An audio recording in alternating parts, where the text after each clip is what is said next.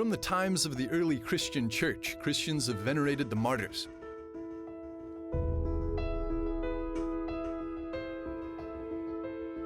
The Roman Catholic liturgy took root here, upon the graves of Christians inside the Roman catacombs. Today, the first Eucharistic prayer lists the names of the first Roman martyrs. Con I tuoi santi apostoli, I gloriosi martiri, con San Giovanni Paolo II. In 2,000 years of church history, millions of people have reached for the heights of holiness in the model of Christ himself. And many have been raised to the altars for public veneration, officially recognized as saints. In this special episode, we're going to discover the process of becoming a saint, speaking with key figures from the Congregation for the Causes of Saints.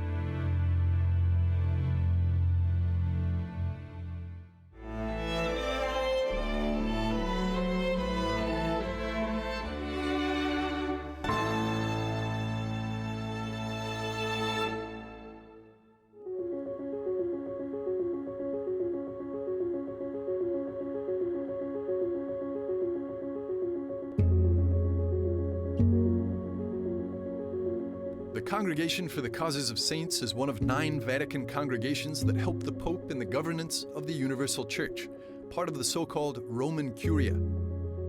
With the Constitution Immensa Eterna Dei of January 22, 1588, Sixtus V created the Sacred Congregation of Rites and entrusted to it the task of regulating the exercise of divine worship and of dealing with the causes of saints.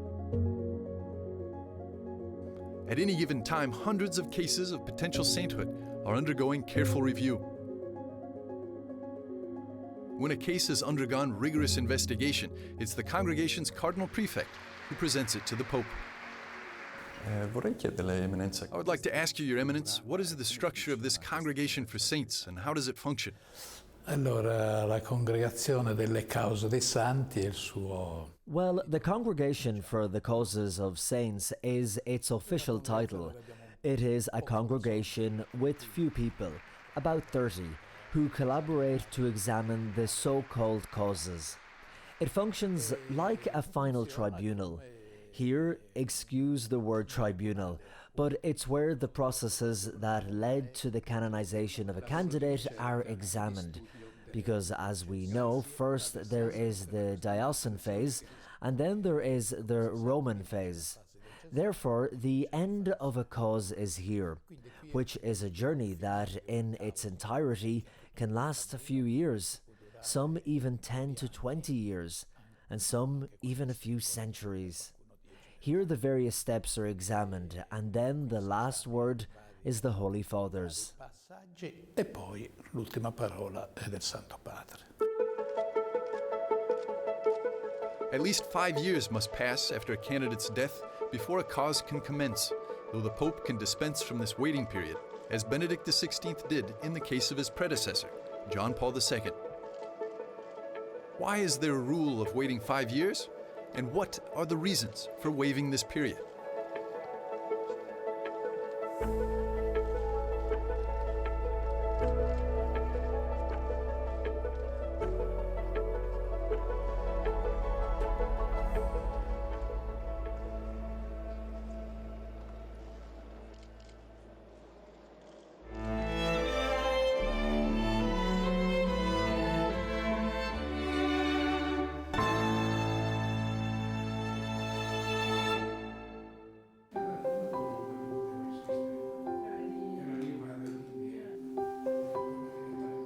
Cardinal José Saraiva Martins, who served as prefect of the Congregation for the Causes of Saints from 1998 to 2008, explains the reasons behind the rule of the 5-year waiting period.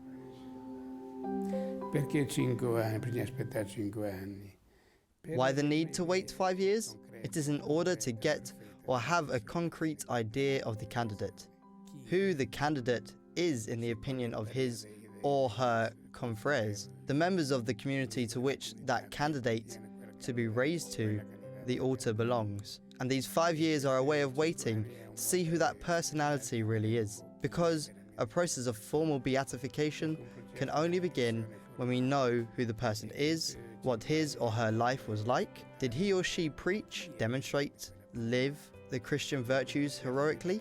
and to know what his or her brothers and sisters in the Christian community think. Are they convinced that that person was a holy person or not? The opinion or sense of the faithful and of the members of the community of the candidate to be raised to the altars is decisive for the process of beatification. Il parere dei fedeli, dei membri della comunità, della candidata agli altari, è decisivo per il processo di beatificazione.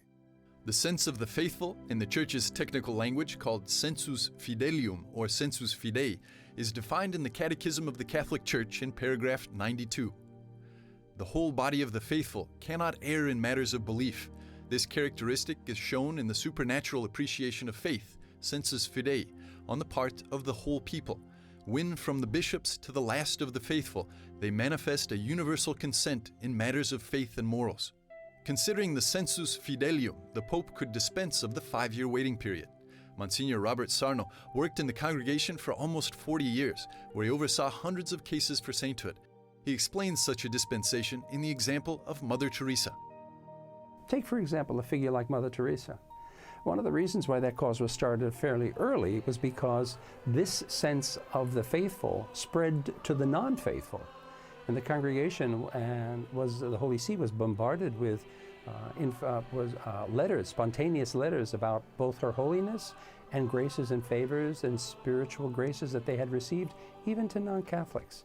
And that's why Pope John Paul II felt that he could in conscience dispense from the 5-year waiting period after 2.5 years and start the cause. So the sensus fidelium, as you speak of it, is absolutely essential and key. It's the theological element upon which a bishop can start a cause, and without which a bishop cannot and may not start a cause.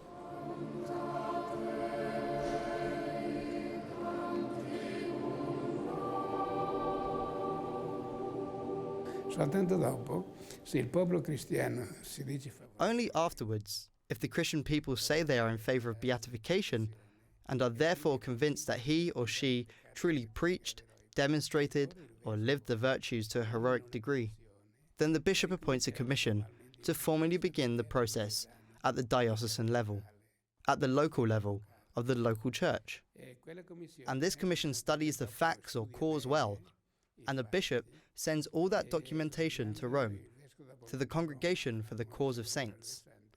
The diocesan phase ends here, and the Roman phase begins, that is, the study by the Congregation for the Cause of the Saints. lo studio da parte della Congregazione della Causa dei Santi.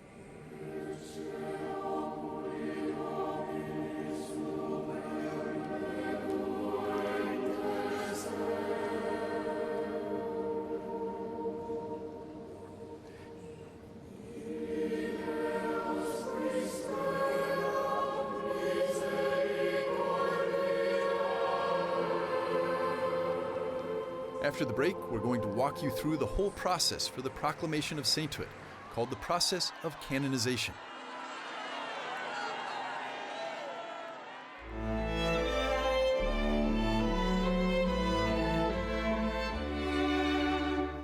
In a few moments, we'll be back with more on Vaticano.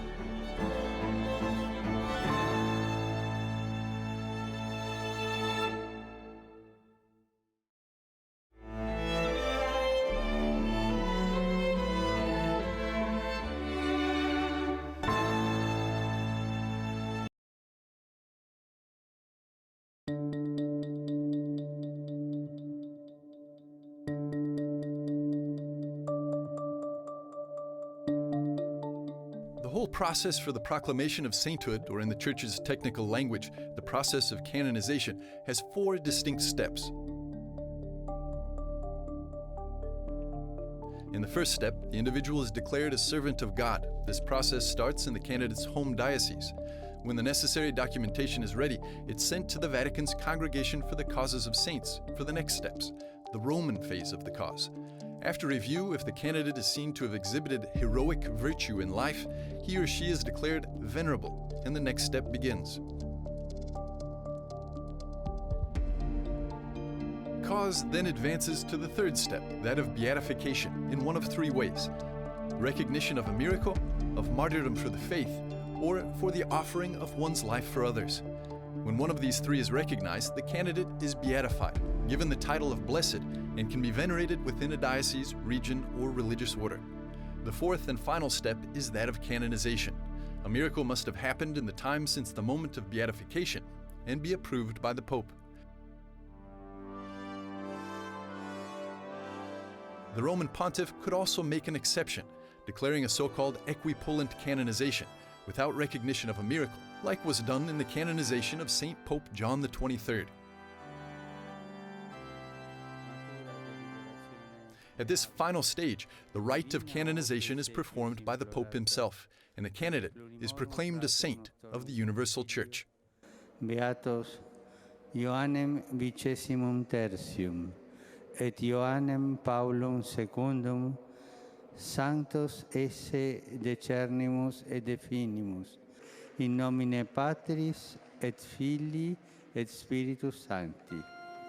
We can't imagine that the process that exists today has existed for 2,000 years. In fact, for the first perhaps 10, 11 centuries of the history of the Church, cult or liturgical honor was granted by the local bishop. It wasn't until the year, and this always gets my students, 1234, that canonization was reserved to the Supreme Pontiff, and it became universal church law. But then what happened was, after that period of time, until the time of Urban VIII in 1634, the bishops still continued to grant cult, even though it was not approved by the Supreme Pontiff. So in 1634, Pope Urban VIII basically said, boys, it's over. No more cult unless I give it, either by beatification or canonization.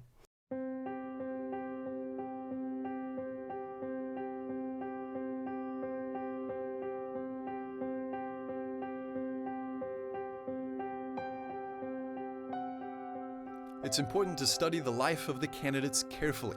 Through the history of the Church, many stories of saints mixed with folklore and myths. This is why Pope Paul VI, who in 1969 divided the Congregation of Rites into two congregations, one for divine worship and another for the causes of saints. He also reformed the universal calendar with the motu proprio Mysterii Paschalis, removing 93 saints. The reason given was the relative sparseness of authentic biographical material extant. C'è una commissione teologica nella congregazione. There is a theological commission in the congregation that studies all the documentation and comes to the conclusion whether or not that person really preached or lived the Christian virtues to a heroic degree.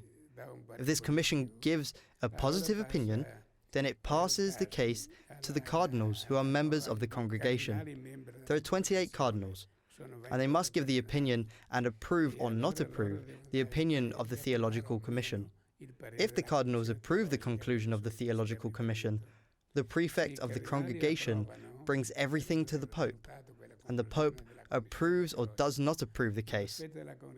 Generally, he approves because the 28 cardinals are a kind of parliament.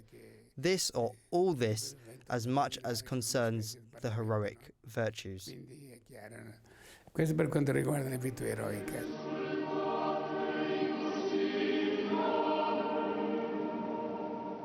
Promosse l'assistenza caritativa e di ospitalità per i perseguitati dal nazifascismo, in modo particolare per gli ebrei. Ascese al Soglio di Pietro il 21 giugno 1963, assumendo il nome di Paolo VI.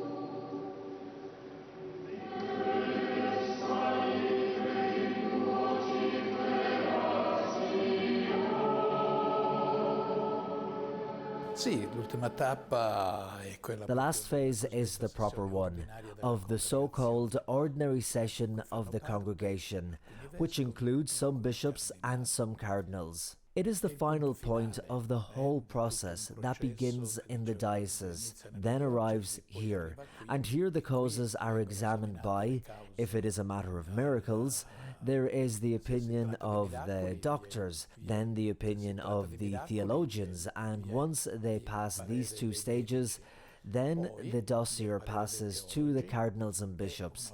It is examined well in all its various aspects, and if there is agreement, it is then passed on to the Holy Father, because it is he who decides in the end. Once passed to the Holy Father, there's... Una volta passate al Santo Padre, allora Once passed to the Holy Father, then we must see, if venerable, that is, if only the virtues are judged, if then there is the miracle, he or she, the candidate, will be declared blessed, and then after the beatification, yet another miracle, and he or she, the candidate, will be canonized. Then after the Pope delegates to the perfect of the Congregation of Saints, if it is the moment of beatification, to go to the various dioceses and preside over the ceremony of beatification. presiedere la cerimonia della beatificazione. Ut venerabilis servus Dei, Paulus Sextus,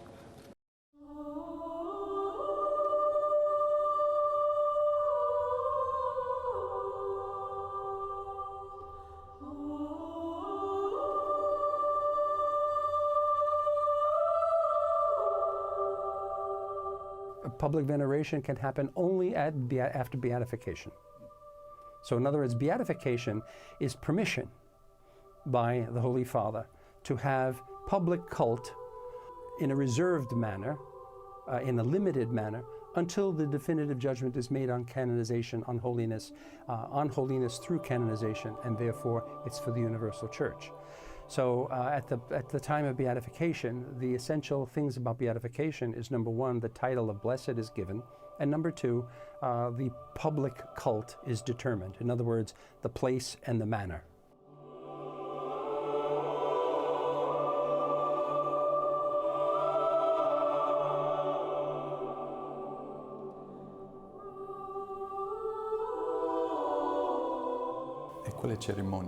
Those ceremonies, those masses for beatification, how do they differ from a normal, ordinary mass? Perché è la mobilitazione di tutta una diocesi. It is the mobilization of the entire diocese. For the beatifications, Benedict XVI had a nice idea. He did not want to reserve these ceremonies for himself, but he thought of delegating the perfect, or delegate some other bishop, cardinal, to go to the diocese, and the diocese to orchestrate this beatification. They are marvelous masses, because there the faith of the Church is touched by the hand. People participate with the whole diocese. They feel involved. It is a preparation of months sometimes. So from the pastoral point of view, from the spiritual point of view, and finally the liturgical moment of the solemn Mass, I repeat, it is where the faith of the people, of our people, is really touched by the hand. Ripeto, dove si tocca davvero con mano la fede della gente, della nostra gente.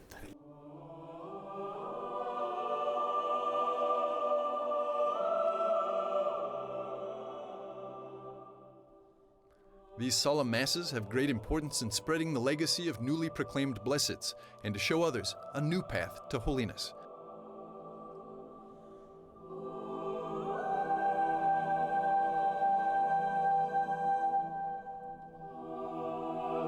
After a short break, we'll examine how recent causes of canonization have changed, given the Second Vatican Council's universal call to holiness.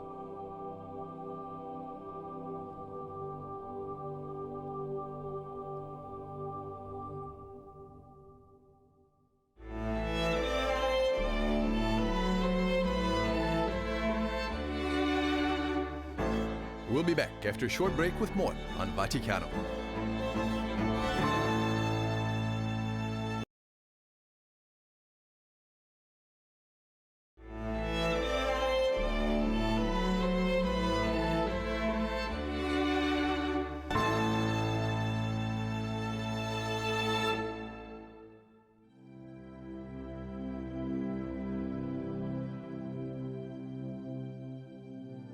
The Second Vatican Council decreed in Chapter 5 of the dogmatic constitution Lumen Gentium that everyone is called to be a saint. Everyone, whether belonging to the hierarchy or being cared for by it, is called to holiness.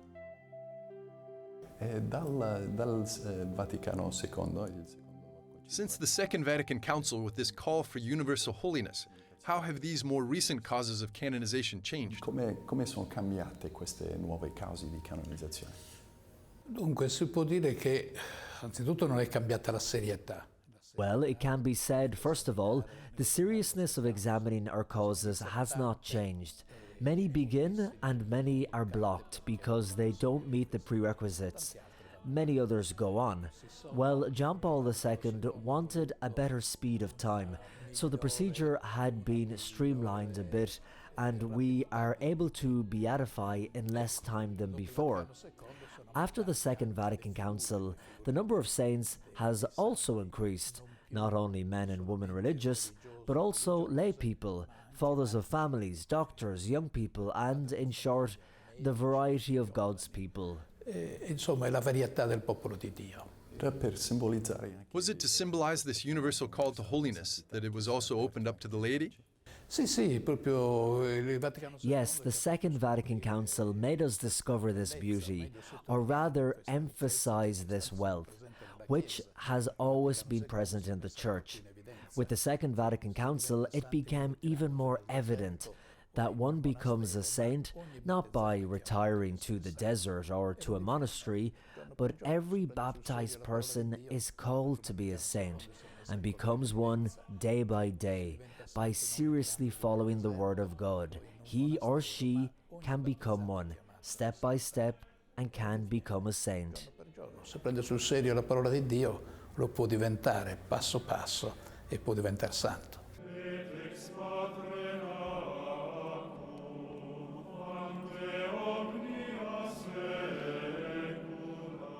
Santi sono tutti uguali. The saints are all the same, but the type of holiness is different, because everyone has holiness according to his mode of being. In the field of every human activity, each person has his or her own way of thinking and acting, perhaps different from that of others.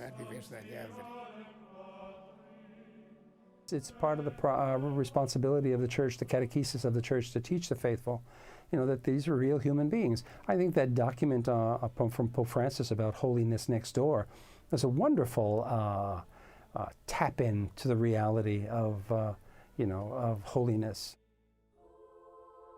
In the apostolic exhortation Gaudete et Exultate, in English, Rejoice and Be Glad, issued by Pope Francis in March of 2018, the Holy Father proposed anew the call to holiness in a manner practical for the people of our time, with all of its risks, challenges, and opportunities.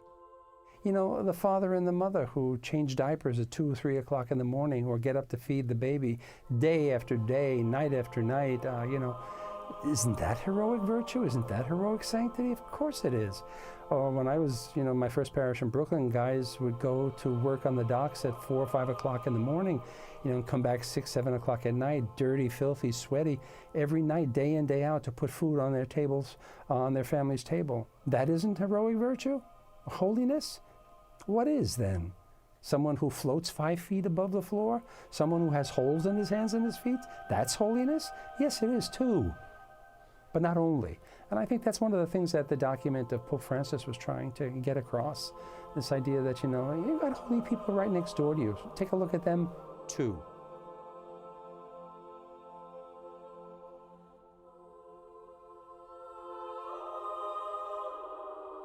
Everyone is called to holiness, and the process of the universal recognition of a saintly life is important to set such a path of life as an example. This process can last from a few years to several centuries. It depends on many factors, from that of gathering information and investigating to praying for miracles. This is why the promoters of the causes are qualified specialists.